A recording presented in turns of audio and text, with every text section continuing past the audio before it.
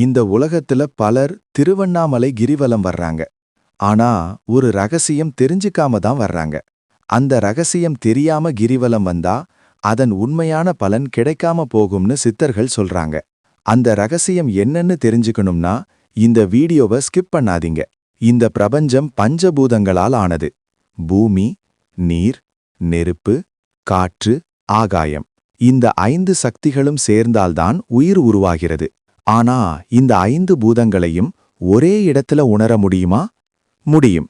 அது தமிழ்நாட்டின் திருவண்ணாமலையில்தான் சாத்தியம்.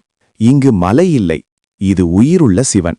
சிவபெருமான் அக்னி வடிவமாக காட்சி தரும் பஞ்சபூத தலங்களில் இதுவே முதன்மையானது. இந்த மலைதான் அருணாச்சலேஸ்வரர். சித்தர்கள் சொல்வதுபடி இந்த மலை சாதாரண கல் இல்லை. கிருதயுகத்தில் இது அக்னிமலையாக இருந்தது. திரேதாயுகத்தில் மாணிக்கமாக பிரகாசித்தது. துவாபர யுகத்தில் பொன்னாக இருந்தது. இப்போது கலியுகத்தில் கல்லாக காட்சி தருகிறது. ஆனா இது நம்ம கண்களுக்கு மட்டும்தான் கல். சித்தர்களுக்கு இது இன்னும் அக்னி. அதனாலதான் சொல்றாங்க, சூரியனும் சந்திரனும் கூட இந்த மலையை வலம் வருது. ஒரு நாள் கைலாயத்தில் அன்னை பார்வதி தேவி விளையாட்டாக சிவபெருமானின் கண்களை மூடினார். அந்த ஒரு நொடி உலகமே இருளில் மூழ்கியது. தன் தவறை உணர்ந்த பார்வதி தேவி இந்த பாவத்தை போக்க திருவண்ணாமலைக்கு வந்து தவம் செய்தார். அப்போது ஒரு அசரீரி குரல் கேட்டது, இந்த மலையை இடதுபுறமாக வலம் வா.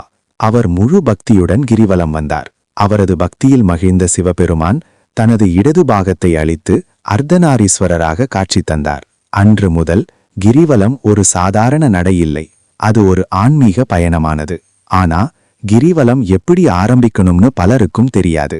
முதலில் மலையின் காவல் தெய்வமான பூதநாராயணரை வணங்கணும். பின்னர் இடையூறு இல்லாமல் கிரிவலம் முடிக்க இரட்டை பிள்ளையாரை வணங்கணும். அதுக்கப்புறம்தான் உண்மையான கிரிவலம் ஆரம்பிக்கணும்.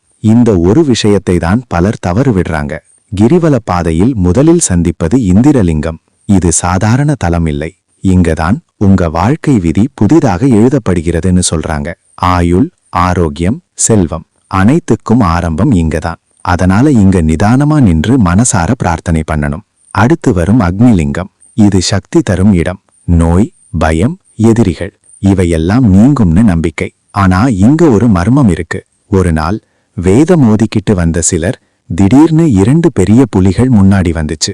அவர்கள் பயத்தில் நின்றுட்டாங்க. பின்னர் அது மறைந்துச்சு. அவர்கள் ரமண மகரிஷியிடம் கேட்டாங்க. அவர் சொன்ன பதில், அவை புலிகள் இல்லை, சித்தர்கள். உங்க பக்தியை பார்க்க வர்றவர்கள். திருவண்ணாமலை இது சித்தர்களின் பூமி.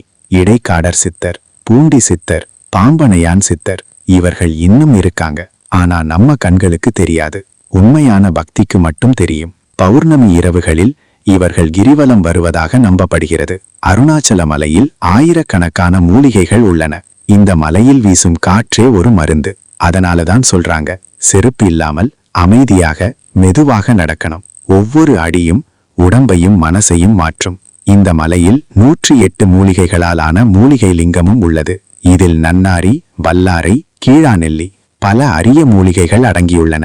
இதனை வழிபட்டால் மனதுயரங்கள் நீங்கி சித்தர்களின் ஆசிகள் கிடைக்கும். கிரிவலத்தில் உள்ள அஷ்டலிங்கங்கள் ஒவ்வொன்றுக்கும் ஒரு சக்தி.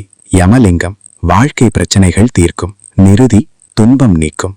வருண ஆரோக்கியம் தரும். வாயு மன அமைதி தரும். குபேர செல்வ வளம் தரும். இது ஒரு நம்பிக்கை மட்டும் இல்ல, அனுபவம். 14 கிலோமீட்டர் கிரிவலம் முடிந்ததும் நேராக கோவிலுக்குள் சென்று முதலில் துர்வாச மகரிஷியை வணங்கணும். பின்னர் அண்ணாமலையாரையும் உண்ணாமுலை அம்மாளையும் தரிசிக்கணும். அப்போதுதான் கிரிவலம் முழுமை பெறும். சித்தர்கள் சொல்வது என்னவென்றால், ஒரு அடி நடக்கிறதற்கு ஒரு யாகம் செய்த பலன் கிடைக்கும். 2 அடியில் ராஜசூய யாகம், 3 அடியில் அஸ்வமேத யாகம், 4 அடியில் எல்லா யாகங்களின் பலன். சூரியனும் சந்திரனும் தேவர்களும் வலம் வந்த இந்த மலை சாதாரண மலை அல்ல, இது உயிருள்ள சிவன். அடுத்த முறை திருவண்ணாமலை போறப்போ சும்மா போகாதீங்க. இந்த ரகசியம் தெரிஞ்சு போங்க. சித்தர்களுடன் நடப்பீங்க. அவர்களின் ஆசி கிடைக்கும். ஓம் நம சிவாய.